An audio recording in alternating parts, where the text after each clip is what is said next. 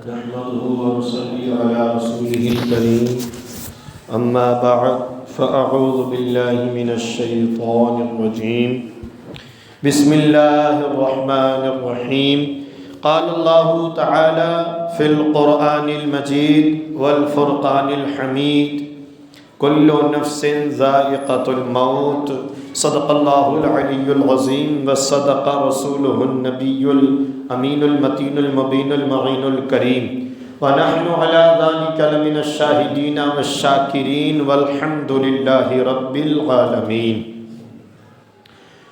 ایک بار عقیدت و احترام کے ساتھ درود شریف پڑھیے، اللہم صلی علی سیدنا مولانا محمد وبارک وسلم۔ صلو علیہ صلاۃ و سلاما علیک یا رسول اللہ صلی اللہ تعالی علیہ وعلی آلہ وسلم۔ ہوئے نامور بے نشاں کیسے کیسے، ہوئے نامور بے نشاں کیسے کیسے، زمیں کھا گئی نوجواں کیسے کیسے۔ دنیا بنی ہے جب سے لاکھوں کروڑوں آئے، باقی رہا نہ کوئی مٹی میں سب سمائے۔ یہ عالی شان بنگلے کچھ کام کے نہیں ہیں، مخمل پہ سونے والے مٹی میں سو رہے ہیں۔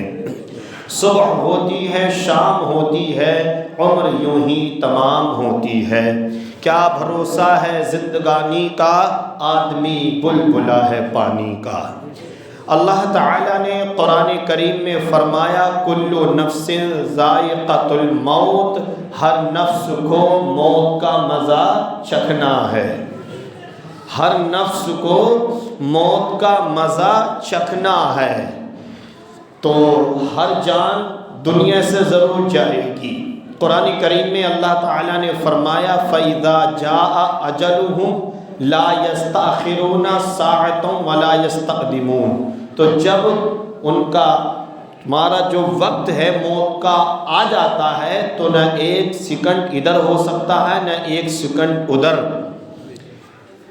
یعنی جو وقت مقرر ہے انسان کی زندگی کا، جب اس کا ٹائم پورا ہو جاتا ہے تو حضرت عزرائیل علیہ السلام، ملک الموت علیہ السلام، موت کا فرشتہ جو ہے آتا ہے اور وہ اس کی روح نکال لیتا ہے۔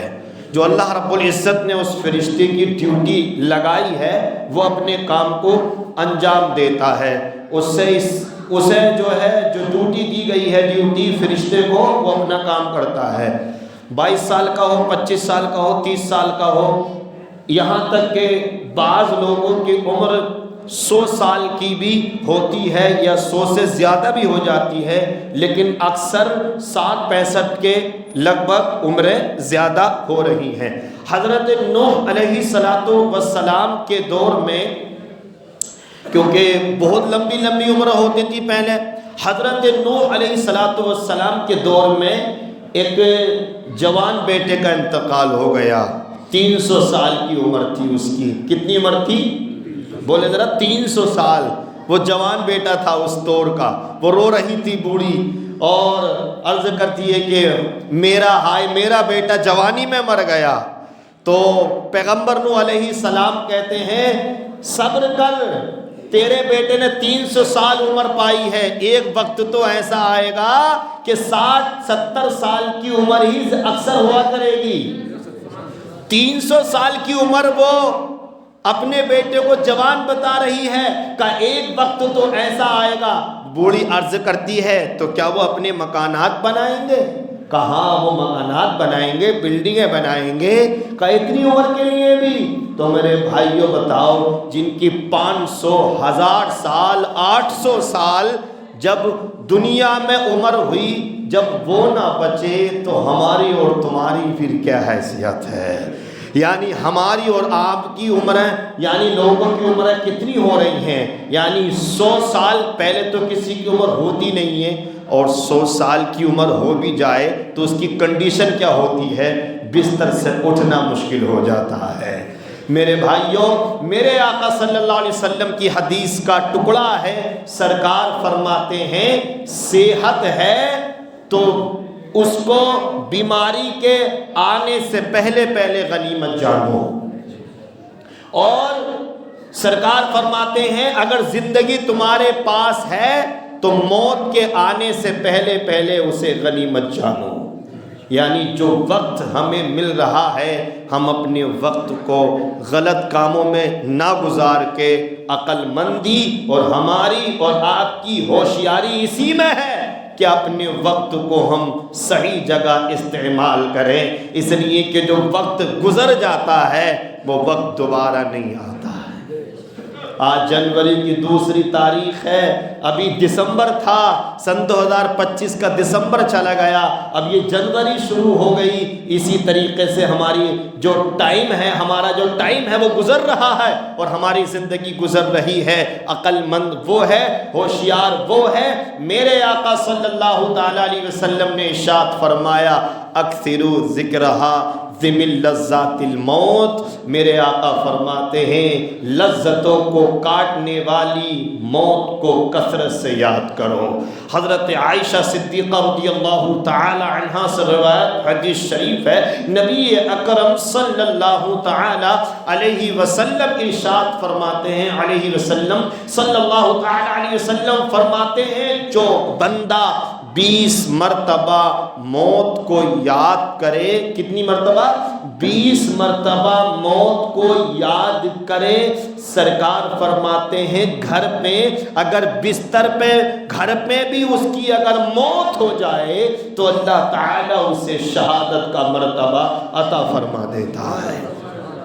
تو ہمیں موت کو یاد کرتے رہنا چاہیے، اور دعا اگر کرنی ہے موت کے تعلق سے تو اس طرح سے کرنا چاہیے، اے میرے پروردگار عالم تو مجھے زندگی عطا فرما جب تک میرے لیے زندگی بہتر ہو، اور مجھے موت دے پروردگار عالم جب تک، یعنی مجھے موت دے جب میرے لیے موت بہتر ہو، میرے لیے موت بہتر ہے تو میرے اللہ تو مجھے اس وقت موت دے دے۔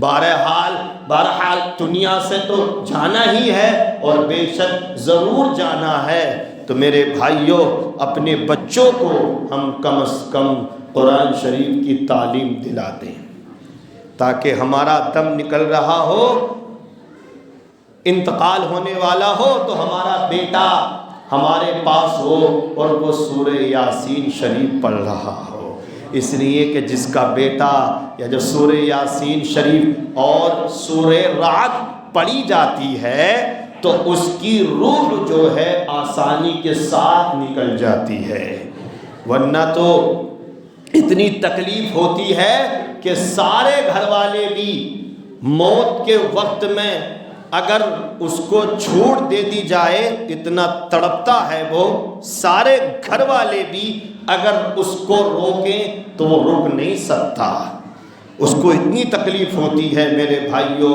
میرے آقا صلی اللہ تعالی علیہ وسلم کے پیارے دیوانوں، مجھے اور آپ کو بے شک دنیا سے جانا ہے، ہمارے لیے عقل مندی اور ہوشیاری اسی میں ہے کہ ہم اپنے اللہ کو منا لیں، اپنے اللہ کو راضی کر لیں، اپنے رب کو راضی کریں، نمازوں کی پابندی کریں، قرآن پاک کی تلاوت کریں، کسی کا دل نہ دکھائیں، کسی کا دل نہ توڑیں، اور کسی بھی کوئی مسئلہ آ جائے تو ایک دم کہیں سنی باتوں پہ ایک دم یقین نہ کر کے بلکہ کسی بھی مسئلے کی تحقیق تک جائیں، چاہے وہ دنیاوی چیزیں ہوں یا آپ کے گھریلو معاملات ہوں، ایک دم غصہ نہ کر کے اس پہ کنٹرول کر کے مسئلے کو سمجھنا چاہیے کہ بات حقیقت میں ہے کیا، تاکہ آپ غلط فیصلہ نہ کر سکیں۔ نبی اکرم صلی اللہ تعالی علیہ وآلہ وسلم ارشاد فرماتے ہیں دنیا میں ایسے رہو جیسے کوئی مسافر سفر کرتا ہے، جیسے کوئی مسافر سفر کرتا راستے میں نہیں رکتا کہ میرا سفر بیکار ہو جائے گا، اس لیے ہماری اور آپ کی جو منزل ہے وہ ہمیں اور آپ کو قبر میں جانا ہے، کیونکہ جب بچہ پیدا ہوتا ہے تو روتا ہوا پیدا ہوتا ہے۔ ہم اور آپ روتے ہوئے پیدا ہوئے تھے؟ ہاں ایک ذات ہے، وہ نبیوں کے نبی ہے، وہ رسولوں کے رسول ہیں، وہ امام الانبیاء ہیں، وہ آخری پیغمبر جناب محمد مصطفیٰ صلی اللہ تعالی علیہ وسلم ہے کہ جب وہ پیدا ہوئے تھے حضرت آمینہ رضی اللہ تعالی عنہا فرماتی ہیں میرا لخت جگر جناب محمد مصطفیٰ صلی اللہ تعالی علیہ وسلم جب پیدا ہوئے، آمینہ کہتی ہیں میں نے دیکھا تو میرا لال محمد مسکرا رہا تھا، میں نے ان کے لبوں پہ مسکراہٹ دیکھی اور گویا کہ میرے آقا نے پیغام دے دیا۔ اور رونے والوں اب رونے کی ضرورت نہیں ہے، تمہیں جو ہے ہنسانے کے لیے، تمہارے چہرے پہ مسکراہٹ لانے کے لیے دنیا میں اب آمینہ کا لال محمد تشریف لے آیا ہے، جس کی تسکین سے روتے ہوئے ہنس پڑے، جس کی تسکین سے روتے ہوئے ہنس پڑے، اس تبسم کی عادت پہ لاکھوں سلام۔ تو ہم جب پیدا ہوئے تو رو رہے تھے، اور جب ہم دنیا سے جائیں تو دنیا والے، محلے والے، گھر والے، بستی والے رو رہے ہوں۔ جب ہم پیدا ہوئے تھے تو رو رہے تھے، گھر والے مسکرا رہے تھے، اور بچہ نہیں روتا تو گھر والے رونے لگتے ہیں، بچہ نہیں روتا ہے تو سمجھ گئے گھر والے رونے لگتے ہیں، لیکن جب بچہ پیدا ہوتا ہے تو روتا ہے، گھر والے سمجھتے ہیں کہ بچے میں جان ہے تو روتے ہوئے پیدا ہوئے۔ نبی اکرم صلی اللہ تعالی علیہ وسلم کی حدیث کا مفہوم یہی ہے، آقا فرماتے ہیں کہ جب تمہارا انتقال ہو تو اپنے اعمال ایسے کرو کہ بستی والے، گھر والے رو رہے ہوں، اور جب تمہارے جنازے کو اٹھایا جائے تو تم مسیری میں مسکراتے ہوئے قبرستان جا رہے ہو۔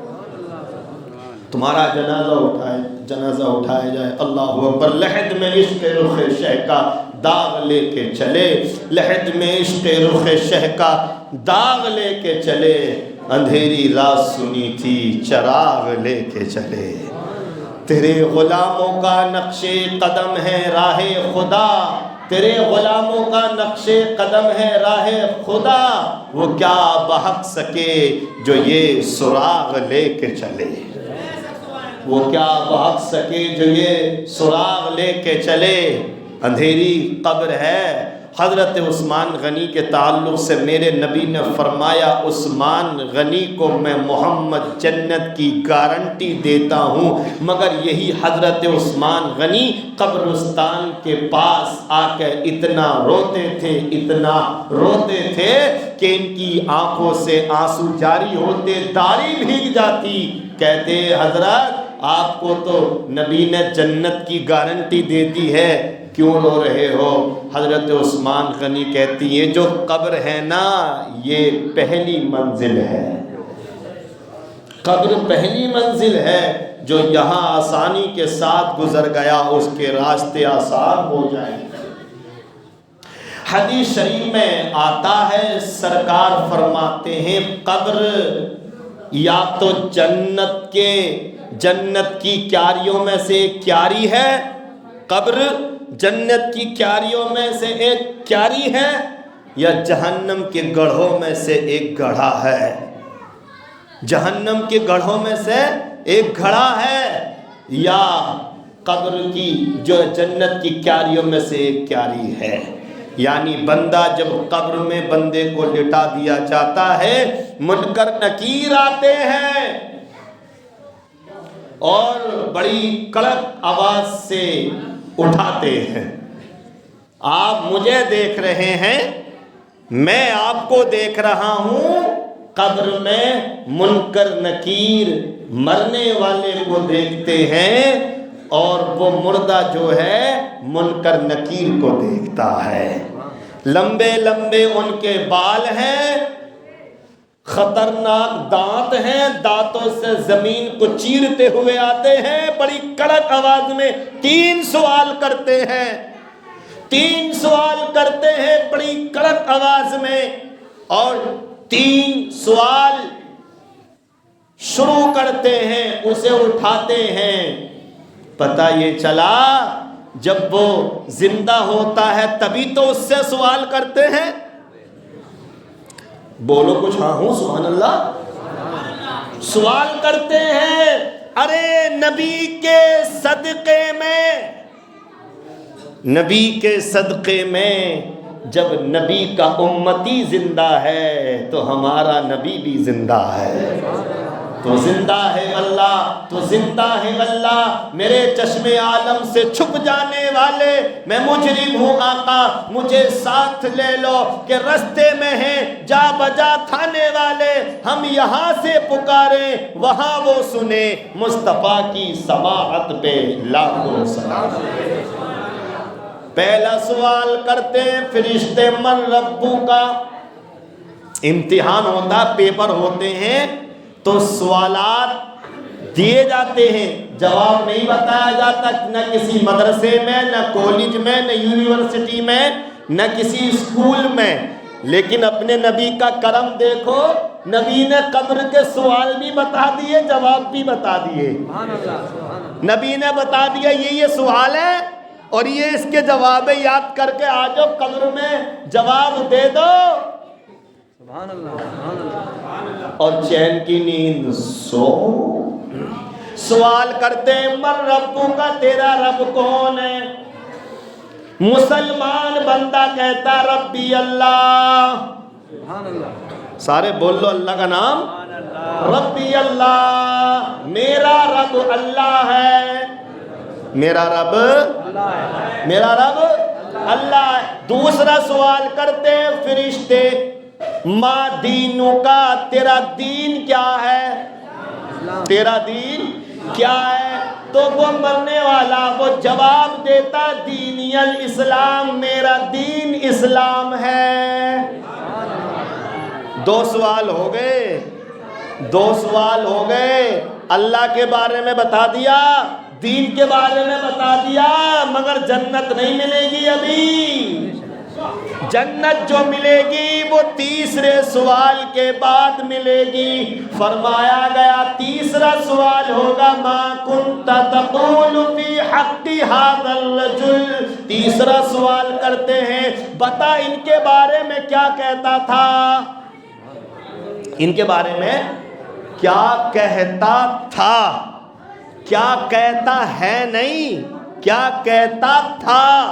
دیکھنے کی بات نہیں ہو رہی ہے یہاں دیکھ کے تو کچھ بھی کہہ دے، نہیں، دنیا میں کیا کہتا تھا وہی جواب دے. تو ہم تو اپنے نبی کو زندہ کہتے ہیں. کتنے لوگ ایسے بدعقیدہ ہیں جو کہتے ہیں نبی مر کے مٹی میں مل گئے، نبی سے مت مانگو، قبروں پہ نہ جاؤ، مزاروں پہ نہ جاؤ. لیکن ہم یہ کہتے ہیں، اعلیٰ حضرت کہتے ہیں فرشتے جب سوال کریں گے تو گویا کہ جواب ہوگا انہیں جانا، انہیں مانا، انہیں جانا، انہیں مانا، نہ رکھا غیر سے کام، للہ الحمد میں دنیا سے مسلمان گیا. وہ کہتا ہے ہوا رسول اللہ. کیا کہتا ہے؟ وہ جواب دیتا ہوا رسول اللہ. مسلمان بندہ قبر میں جواب دیتا ہے یہ اللہ کے رسول ہے، یہ اللہ کے رسول ہے. اب حدیث سنو. فنادا یناد من السماء ان صدق عبدی. تو حدیث میں آتا ہے آسمان سے ایک ندا کرنے والا ندا کرتا ہے میرے بندے نے سچا جواب دے دیا. اب اس کے لیے جنت کا دروازہ قبر میں کھول دو، جنتی بچھونا بچھا دیا جائے. جنتی بچھونا بچھا دیا جائے. ساری بینکوں کا پیسہ لے لو، کھربوں روپے لے لو، مگر جنت کا بچھونا کہیں نہیں ملے گا. کہیں کسی مسجد میں ہے جنت کا بچھونا تو بتاؤ نہیں، جنت کا بچھونا تو قبر میں ملے گا. اور حدیث میں آتا ہے جنت کی میٹھی میٹھی ٹھنڈی ٹھنڈی ہوا قبر میں آنا شروع ہو جائے گی، جنت کی خوشبو آئے گی. سبحان اللہ سبحان۔ تو قبر سے بھی ڈرنا نہیں چاہیے مگر اپنے عمل اچھے ہوں۔ تو مین مزہ تو قبر میں ہی آئے گا، نہ کام کرنے جانا پڑے گا چنائی کا کسی چیز کا بھی، نہ کھیت میں ہل جوتنا ہے، نہ بھٹا چلانا ہے، نہ مارکیٹ چلانی ہے، بولو کچھ نہیں، بستر مل گیا، ہوا آ رہی ہے اور سکون اس کو شروع ہو گیا۔ اب وہ کہتا ہے ایسا کرو، یہاں اتنا مزہ آ رہا تو فرشتوں ابھی لیٹ جاؤں گا، میں پہلے ذرا اپنے گھر کہہ کے آ جاؤں، میں اپنے گھر کہہ کے آ جاؤں کہ وہاں تو بڑا مزہ آ رہا، قبر میں تو بڑا سکون ہے، بڑا اطمینان ہے، بڑا قرار ہے، قبر میں چین ہی چین ہے۔ تو فرشتے کہتے ہیں ایسے سو جا جیسے دولہا سوتا ہے، اب جانے کی ضرورت، ایسے سو جا جیسے دولہا سوتا ہے۔ یہ صاحب ہماری اور تمہاری کہانی ہے۔ قبر ہماری سب سے پہلی منزل ہے، اس میں جانا ہے۔ بتاؤ کیا رکھا ہے دنیا میں، کیوں کسی کا دل دکھائے، کیوں کسی کا دل توڑے؟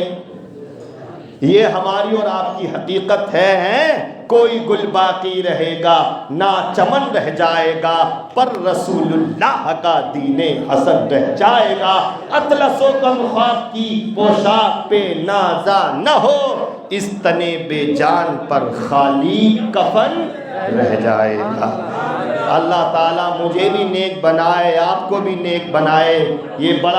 یہ جو رجب کا مہینہ ہے نا، سرکار نے دعا کی ہے اللہم بارک لنا فی رجب و شعبان، اللہم بلغنا فی رمضان۔ ان مہینوں کے لیے نبی نے دعا کی، یہ اللہ رجب میں شعبان میں ہمارے لیے برکت دے اور ہمیں رمضان تک پہنچا دے۔ زندگی اللہ تعالی ہماری رمضان تک کر دے۔ سبحان اللہ۔ اللہ تعالیٰ عمل کی توفیق عطا فرمائے۔ میرے کہنے سننے میں جو غلطی ہو گئی ہو اللہ تعالیٰ اسے بھی معاف فرمائے۔